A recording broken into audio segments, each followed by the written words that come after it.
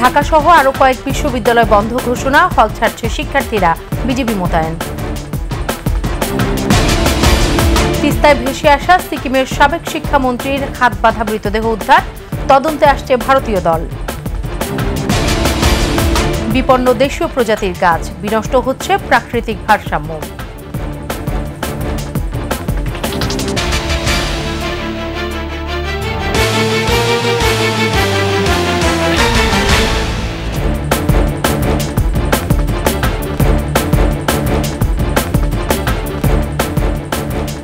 শুনছিলেন first security ইসলামী bank PLC সংবাদ শিরোনাম। আমন্ত্রণ ২১ দেশের সংবাদে, সাথে আছি সোনিয়া স্নিগ্ধা।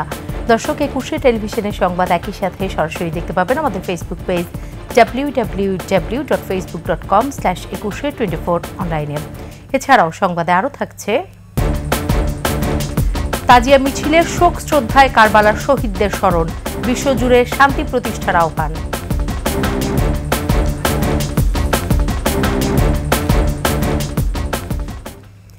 ঢাকা বিশ্ববিদ্যালয় সহ সকল পাবলিক বিশ্ববিদ্যালয় অনির্দিষ্টকালের জন্য বন্ধ ঘোষণা করেছে কর্তৃপক্ষ।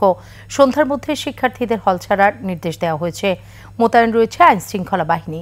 সহকর্মীদের তথ্য ও ছবিতে ডেস্ক রিপোর্ট।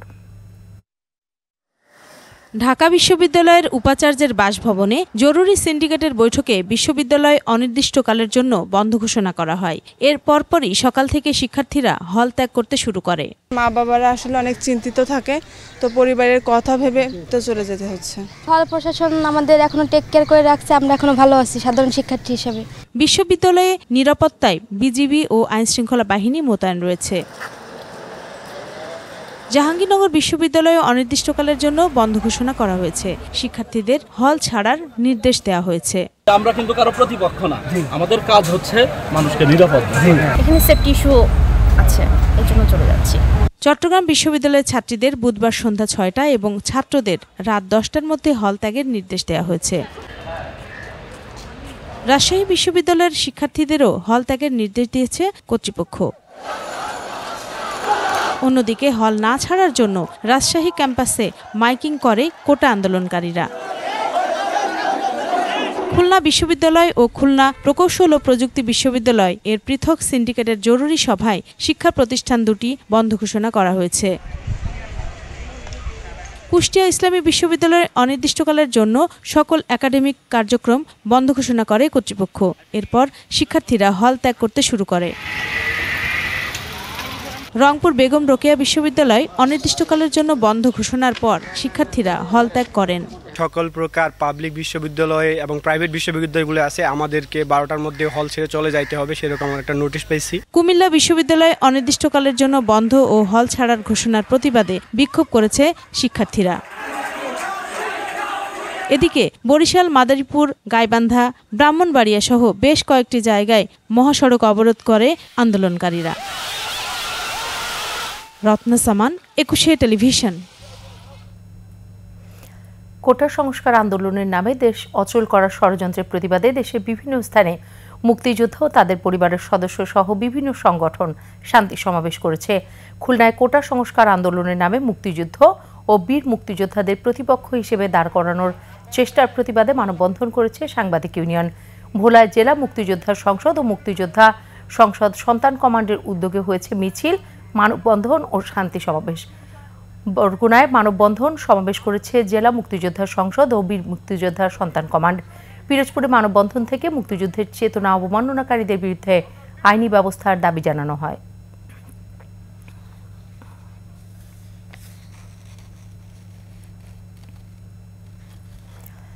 কোটা বিরোধী আন্দোলনকারীদের সহিংসতায় নিহত ঢাকা কলেজের ছাত্রলীগ কর্মী সবুজ আলীর জানাজা বঙ্গবন্ধু এভিনিউয়ে আওয়ামী লীগের কার্যালয়ের সামনে হয়েছে। বিকেলে সবুজ আলীর মরদেহ আনা হয় বঙ্গবন্ধু এভিনিউয়ে। জানাজায় অংশ নেন আওয়ামী লীগের সাধারণ সম্পাদক ওবায়দুল কাদের সহ দলের নেতাকর্মীরা। পরে শ্রদ্ধা জানানো হয়। এ সময় সবুজ আলীর বড় ভাই নূর নবী তার ভাইয়ের হত্যার বিচার দাবি করেন। আমার ভাইয়ের হত্যার জন্য যারা দায়ী তাদের পুলিশ বিচার চাই। আল্লাহ আমার ভাইকে যেন মাফ করে দেয়। সবাই আমার ভাইয়ের জন্য দোয়া করবেন। আসলে আমি কথা আল্লাহ যেন বেহেশত নসিব করে। বিভিন্ন স্থানে কোটা বিরোধী আন্দোলনের সহিংসতায় নিহতদের গায়েবানা জানাজা হয়েছে। রংপুরের নিহত বেগম রোকেয়া বিশ্ববিদ্যালয়ের শিক্ষার্থী আবু সাঈদের 2 দফা জানাজা পীরগঞ্জের জাফরপাড়ায় হয়। অন্যান্যদের মধ্যে বিশ্ববিদ্যালয়ের কলা অনুষদের ডিন অধ্যাপক ডক্টর শফিক আহমেদ অংশ নেন। এছাড়া নারায়ণগঞ্জ, ঠাকুরগাঁও ও জয়পুরহাটে গায়েবানা জানাজা হয়েছে।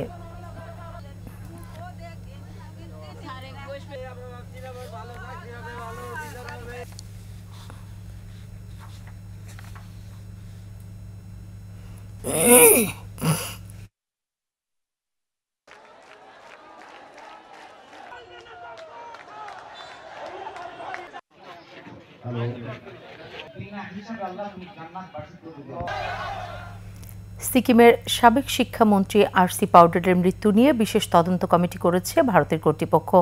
তদন্ত দল আসতে পারে বাংলাদেশে। এদিকে তার মরদেহ ময়না তদন্ত শেষে ভারতীয় কর্তৃপক্ষের কাছে হস্তান্তর করেছে বিজিবি। লালমনিরহাট প্রতিনিধি গোকুল রায়ের প্রতিবেদন নিয়ে ডেস্ক রিপোর্ট। লালমনিরহাটে তিস্তার বাম তীরে সোলিটি স্পেয়ার বাঁধ এলাকায় জেগে ওঠা চরে আটকে ছিল বন্যায় ভেসে আসা একটি মরদেহ। এতে গন্ধ বের হতে শুরু করলে স্থানীয়রা পুলিশে খবর দেন। সোমবার নদী পার হয়ে বালুচর থেকে মরদেহ উদ্ধার করে পুলিশ। এ সময় মরদেহের 2 হাত বাঁধা, 1 হাতে ঘড়ি ও মুখে দাড়ি থাকলেও পরনে কোনো পোশাক ছিল না। পরে পুলিশ তথ্য পায় মরদেহটি ভারতের সিকিম রাজ্যের সাবেক শিক্ষামন্ত্রী পাউডেলের। ময়নাতদন্ত শেষে মঙ্গলবার রাতে বুড়িমারি সীমান্ত দিয়ে ভারতীয় কর্তৃপক্ষের কাছে মরদেহ হস্তান্তর করে বিজিবি। ছবি তুলে বিভিন্ন মাধ্যমে আমাদের ইন্টারনাল এবং সামাজিক যোগাযোগ মাধ্যমে আমরা ছড়িয়ে দেই। এক পর্যায়ে আমরা জানতে পারি এই আমাদের পার্শ্ববর্তী যে সিকিম আছে, ভারতের সিকিম রাজ্যের একজনের এই ডেড বডিটা বলে আইডেন্টিফাই করা। এভাবেই আসলে এক পর্যায়ে আইডেন্টিফাই করা হয়। আর আজকে আপনারা দেখছেন যে আমরা ডেড বডিটা পোস্টমর্টমের পরে আমরা এখানে নিয়ে এসেছি। ভারতীয় গণমাধ্যম সূত্রে জানা যায়, গত 7 জুলাই সকালে আত্মীয়র বাড়িতে বেড়াতে গিয়ে নিখোঁজ হন 80 বছর বয়সী পাউডেল। বিকেলে তাকে না পেয়ে থানায় সাধারণ ডায়েরি করে স্বজনরা। রাইজিং সান পার্টির প্রতিষ্ঠাতা আরসি পাউডেল 70-80 দশকে রাজনৈতিক ব্যক্তি হিসেবে বিশেষ পরিচিতি পান। সিকিমের প্রথম বিধানসভায় ডেপুটি স্পিকার ছিলেন তিনি। পরে রাজ্যের বনমন্ত্রীও হন। মৃত্যুর রহস্য উদ্ঘাটনে কাজ করছে ভারতীয় পুলিশ। গঠন করা হয়েছে বিশেষ তদন্ত কমিটি। তদন্ত দলটি ঘটনাস্থল পরিদর্শনে আসতে পারে। খুরশিদ আলম মুকুল, 21 টেলিভিশন। ক্রমশই বিপন্ন হয়ে উঠছে দেশীয় প্রজাতির বৃক্ষরাজি। গাছ লাগানোর মৌসুমেও সরকারি বেসরকারি বৃক্ষরোপণের তালিকায় খুব একটা স্থান পায় না দেশের গাছগাছালি। এমনকি উজাড় হওয়া বনাঞ্চলেও দেশীয় বৃক্ষের নতুন করে আচ্ছাদিত করার হারও নিতান্তই কম। এতে পরিবেশ নষ্টের পাশাপাশি ধ্বংস হচ্ছে জীববৈচিত্র্য। বিশেষজ্ঞরা বলছেন, প্রাকৃতিক ভারসাম্য রক্ষায় দেশি প্রজাতির গাছ দিয়ে বনায়নের বিকল্প নেই। মফির রহমানের রিপোর্ট। অনাবৃষ্টি, অতিবৃষ্টি, বন্যা, খরা, বায়ুদূষণ, তাপপ্রবাহ এমন সব প্রাকৃতিক বিপর্যয় যেন নিত্যকার সঙ্গী। চলতি বছরও তাপপ্রবাহে পুড়েছে দেশ। তাপমাত্রার পারদ ছুঁয়েছে 43 ডিগ্রি সেলসিয়াসের ওপরে। তাপ থেকে বাঁচতে অনেকেই উদ্যোগ নেন গাছ লাগানোর। কিন্তু বৃক্ষরোপণের মৌসুম মূলত বর্ষা, আর সে উপলক্ষে ঢাকায় আয়োজন করা হয় বৃক্ষমেলার। মেলায় নানা জাতের ইনডোর প্ল্যান্ট, বিদেশি বাহারি ফল আর বনসাইয়ের ছড়াছড়ি। ঢাকায় জায়গা সংকটের কারণে ইনডোর প্ল্যান্টের দিকে ঝুঁকছে মানুষ। ঘরের গাছটাও মোটামুটি ফলের পাশাপাশি খুব ভালোই চলতেছে, কারণ এখন মানুষের জায়গা কম, অনেকে ধরেন ছাদও নাই। এখন আমাদের আসলে ব্যালকনিতে যেগুলা সম্ভব খাটো জাতীয় উদ্ভিদ সেইগুলো ইনডোর প্ল্যান্টের জন্য বেশি আমি আগ্রহী। আর বারান্দায় আমার কিছু গাছ আছে। ইনডোর প্ল্যান্টে তাপপ্রবাহ কমবে না বলছেন বিশেষজ্ঞরা। এজন্য নগরে প্রয়োজন পরিকল্পিত বনায়ন ও জলধারা। আপনার বাসায় আপনি একটা ইনডোর প্ল্যান্টস লাগালেন, এতে ঢাকা শহরের পরিবেশে সেরকম কোনো পরিবর্তন হবে না। বনায়নের জন্য প্রতি বছর 8 থেকে 10 প্রজাতির বৃক্ষই বেছে নেওয়া হচ্ছে, আর এর সবগুলোই রেনট্রি, আকাশমণি, দেবদারুর মতো বিদেশি গাছ। এতে সবুজায়ন হলেও পরিবেশের খুব একটা উপকারে আসে না। ইউক্যালিপটাস, আকাশমণি, হ্যাঁ, এই গাছগুলো তো আমাদের জন্য রীতিমতো সমস্যা। যেই পুকুর পাড়ে রেনট্রি হয় সেই পুকুরে কোনো মাছ হয় না। রেনট্রি গাছের পাতা পড়লে, পানিতে পচলে স্যাপোনিন হয়, সাবান হয়ে যায়। সাবান হলে পানির যে ডিজলভ অক্সিজেন সেটা সেই সব খেয়ে ফেলে। দেশীয় মাটি ও পরিবেশ উপযোগী বৃক্ষ না রোপণ করার ফলে ক্রমশই হারিয়ে যাচ্ছে দেশীয় গাছ, হুমকির মুখে পড়ছে জীববৈচিত্র্য। দেশীয় গাছ লাগালে দেশীয় পরিবেশের সকল উপাদানগুলো, বিশেষ করে প্রাণী জগৎ, জীববৈচিত্র্য, সেগুলো তার সাথে থাকবে, তাহলে সেটা হবে ভারসাম্যপূর্ণ। বেসরকারি হিসেবে বনাঞ্চলের পরিমাণ দেশের মোট আয়তনের ৮% হলেও সরকারি হিসেবে এর পরিমাণ 15.58%। উজাড় হওয়া বনে দেশীয় প্রজাতির গাছ দিয়ে আচ্ছাদিত করার আহ্বান বিশেষজ্ঞদের। পাহাড়ের মাথায় বন না থাকলে ওয়াটারশেড থাকে না, ওয়াটারশেড না থাকলে এই যে পানির প্রবাহ আস্তে আস্তে যেটা হইয়া নদী হয়, সেই ফ্রেশ ওয়াটারের সোর্সটা সে নদীটা মরে যায়। দেশীয় আবহাওয়া উপযোগী বৃক্ষরোপণের মাধ্যমেই ফিরবে পরিবেশের ভারসাম্য, সুরক্ষিত হবে জীববৈচিত্র্য। এখন থেকে আমাদের দেশীয় বৃক্ষগুলো আসুক। মফিউর রহমান, একুশে টেলিভিশন, ঢাকা। নিচ্ছি সংবাদ বিরতি। যখন ফিরছি তখন অন্যান্য খবরের সঙ্গে আরও থাকবে। সুন্দরবনে অভয়াশ্রমে বিষ দিয়ে ধরা হচ্ছে মাছ, চলছে নিষিদ্ধ জাল দিয়ে চিংড়ি শিকার। আবারও আমন্ত্রণ একুশের দেশের সংবাদে। ধর্মীয় ভাবগান ভিজে পালিত হচ্ছে পবিত্র আশুরা। তাজিয়া মিছিলের শোকের মাতমের স্মরণে করা হয় 10ই মহরম কারবালা প্রান্তে ইয়াজিদ বাহিনীর হাতে শহীদ ইমাম হোসেন ও 72 সঙ্গীকে। শোক পালনের পাশাপাশি মুসলিম উম্মাহ ও বিশ্ব শান্তি কামনা করেছেন মিছিলে অংশগ্রহণকারীরা। মানিক শিকদারের রিপোর্ট।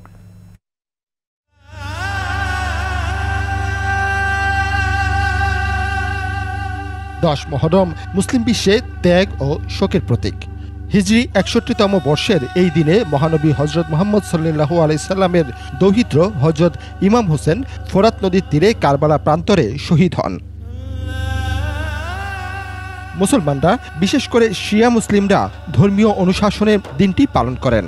ইমাম হোসেন ইসলাম 61 হিজরিতে সত্যকে প্রতিষ্ঠা করার জন্য নিজে সহ 72 জন সঙ্গী সাথী নিয়ে শহীদ হয়েছিলেন। সেই সত্য এবং ওনার বিজয় হয়েছে, এটাকে প্রতিষ্ঠা করার জন্য প্রতি বছর তাজিয়া মিছিল উদযাপন করা হয়। সকাল 10:30টার দিকে পুরান ঢাকার লালবাগের হোসেনি দালান থেকে শুরু হয় তাজিয়া মিছিল। এর আগে মানুষ জড়ো হতে থাকে হোসেনি দালান চত্বরে। শহীদানে কারবালাকে গভীর শ্রদ্ধার সাথে স্মরণ করি প্রতি বছর। কেউ মাতম করে, কেউ সিন্নি করে, কেউ আলম ধরে। তাজিয়া মিছিলে কারবালার স্মরণে ইমাম হোসেনের প্রতীকী কফিন, দুলদুল ঘোড়া, দোলনা, পতাকা আর শোকের কালো পোশাকে নারী, পুরুষ, শিশু সহ বিভিন্ন শ্রেণী পেশার মানুষ অংশ নেয় তাজিয়া মিছিলে। এই টোলাটা হয়েছে মানে ইমাম আলী আসগর আলাইহিস সালামের স্মরণে। এই শিশুপুত্র সহ তারা ইয়াজিদ বাহিনী এই শিশুপুত্রকেও ছাড় দেয়নি। 2015 সালে তাজিয়া মিছিলের প্রস্তুতির মধ্যে ইমামবাড়ায় জঙ্গি হামলার ঘটনার পর থেকে আশুরায় নিরাপত্তা বাড়ানো হয়। আইন শৃঙ্খলা বাহিনী অনেক কঠিন ইয়ে দিতেছে। দোয়া চাইতেছে যে সব সুস্থ সবল হোক, সবাই ভালো থাকুক, বাংলাদেশের ভিতরে যাতে শান্তি ফাসলা করে দেয়। মিছিলটি বক্সিবাজার, আজিমপুর, নিউ মার্কেট হয়ে ধানমন্ডিতে গিয়ে শেষ হয়। সত্য ও ন্যায়ের পথে প্রতিষ্ঠিত কারবালা প্রান্তরে ইমাম হুসাইন ও তার পরিবারের উপর যে নির্মম নিপীড়নের ঘটনা ঘটেছিল, সেই দিনকে স্মরণ করে আজকের এই বিশাল শোক মিছিল। এই তাজিয়া মিছিল থেকে শুধু শোকই প্রকাশ করা হচ্ছে না, সেই সাথে বিশ্বজুড়ে চলমান অস্থিরতা এবং সহিংসতা চলছে, তা থেকেও মুক্তি চান সবাই। মানিক শিকদার, একুশে টেলিভিশন, ঢাকা। হজরত ইমাম হুসাইনের নির্মম শাহাদাতের শোকাবহ পবিত্র আশুরা উপলক্ষে দেশের বিভিন্ন স্থানে শোক মিছিল হয়েছে। বন্দরনগরীর চট্টগ্রামের সদরঘাট ইমামবাড়া থেকে তাজিয়া মিছিল বের হয়। মিছিলটি বিভিন্ন সড়ক প্রদক্ষিণ করে। খুলনায়ও তাজিয়া মিছিল বের করা হয়। বরিশালে তাজিয়া মিছিল শহরের বিভিন্ন সড়ক প্রদক্ষিণ করে। এছাড়া যথাযথ ধর্মীয় ভাবগম্ভীর্যের মধ্য দিয়ে রাজবাড়ী সহ দেশের বিভিন্ন স্থানে শোক মিছিল বের করা হয়।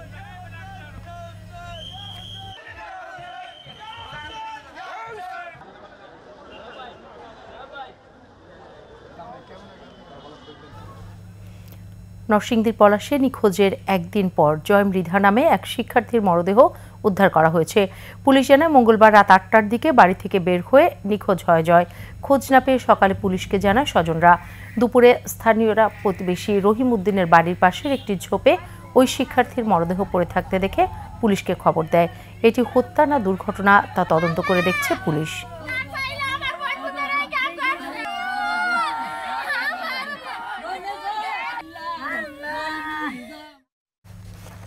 দেশের উত্তর পূর্বাঞ্চলে সার্বিক বন্যা পরিস্থিতির উন্নতি হয়েছে। কমছে বেশিরভাগ নদ নদীর পানি, তবে নদী কমার সাথে সাথে বাড়ছে নদী ভাঙন। বন্যা পূর্বাভাসে বলা হয়েছে বেশিরভাগ নদ নদীর পানি কমলেও বিপদসীমার উপরে যমুনা, কুশিয়ারা, সোমেশ্বরী ও মেঘনা নদীর পানি। টাঙ্গাইলে পানি কমতে থাকায় বন্যা পরিস্থিতির উন্নতি হয়েছে। পানি নেমে যাওয়ায় বাড়িঘরে ফিরতে শুরু করেছেন বন্যা দুর্গতরা। যমুনা, ধলেশ্বরী নদীর পানি বিপদসীমার নিচ দিয়ে প্রবাহিত হচ্ছে, তবে বিপদসীমার উপরে ঝিনাই নদীর পানি কমার সাথে সাথে শুরু হয়েছে নদী ভাঙন। জেলার ৬ উপজেলার চরাঞ্চল ও নিম্নাঞ্চলের কয়েকটি স্থানে ভাঙনে নদীগর্ভে বিলীন হচ্ছে ফসলি জমি। এদিকে রাজবাড়ীতে কমছে পদ্মার পানি, তবে বন্যা নিয়ন্ত্রণ বেড়িবাঁধের নিচে চরাঞ্চল পানিতে তলিয়ে থাকায় এসব এলাকার মানুষ এখনো রয়েছে দুর্ভোগে।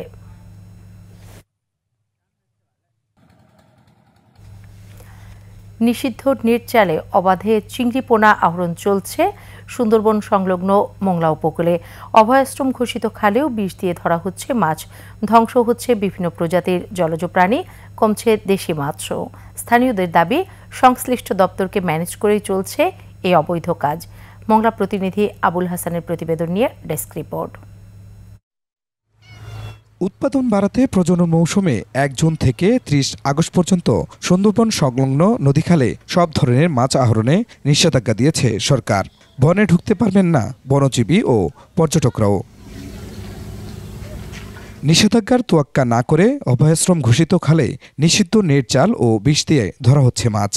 তো প্যারের টাইমে নামাই লাগবে। জাল ধরবো না করবো কি, আজকে জাল না ধরে কালকে বাচ্চা কাচ্চা না খেয়ে মরে যাবে। বাগদার পোনা, আপনার এই যে গলার পোনা, এগুলো সংগ্রহ করে বেশি এতে চাল কিনে খাইতে।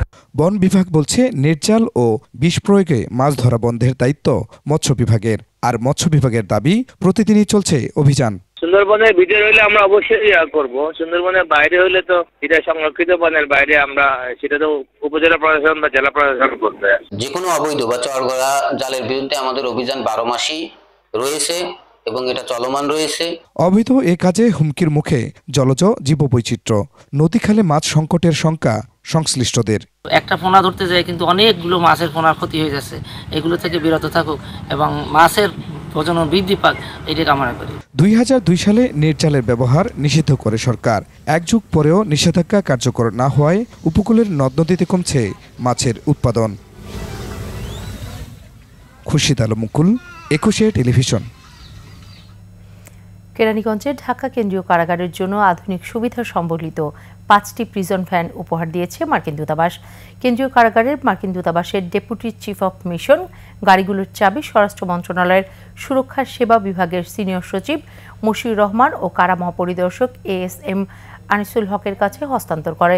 ৩৬ জন বন্দী ধারণ ক্ষমতা সম্পন্ন প্রিজন ভ্যানগুলোতে GPS ট্র্যাকার ও শীতাতপ নিয়ন্ত্রণ যন্ত্র সহ সব ধরনের আধুনিক সুবিধা রয়েছে।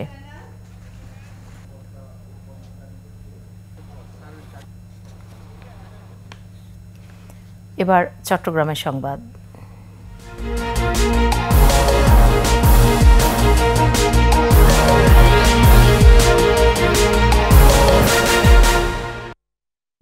কোটা সংস্কার নিয়ে সহিংসতার ঘটনায় চট্টগ্রামে ৮৮ জনকে গ্রেফতার করেছে পুলিশ। সহিংসতার ঘটনায় নগরের পাঁচলাইশ এবং খুলশী থানায় ২টি সহ ৩টি মামলা হয়েছে। এসব মামলায় আসামি করা হয়েছে অজ্ঞাত সংখ্যক ৭,০০০ জনকে। পুলিশ জানিয়েছে দাঙ্গা হাঙ্গামা সরকারি কাজে বাধা দেওয়ার অভিযোগে নিয়ে সব মামলা করা হয়েছে। মামলার একটিতে পুলিশ এবং অন্য দুটিতে ক্ষতিগ্রস্তরা বাদী হয়েছে। এদিকে মঙ্গলবারের সহিংসতায় নিহত মোহাম্মদ ফারুক, ওয়াসিম আকরাম ও ফয়সাল আহমেদের মরদেহ পুলিশ পাহারায় রাতেই স্বজনদের কাছে হস্তান্তর করা হয়েছে।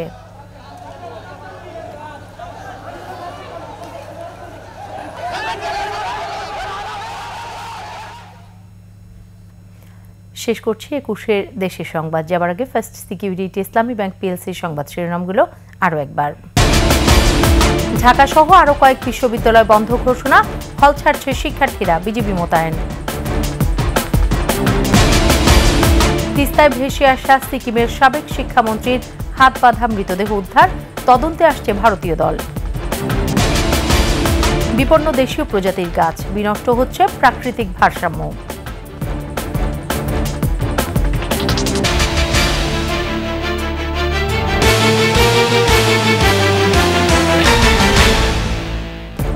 সর্বশেষ সংবাদ জানতে ডায়াল করুন 2021 নম্বরে, আর ভিজিট করুন ekushe-tv.com ওয়েবসাইটে।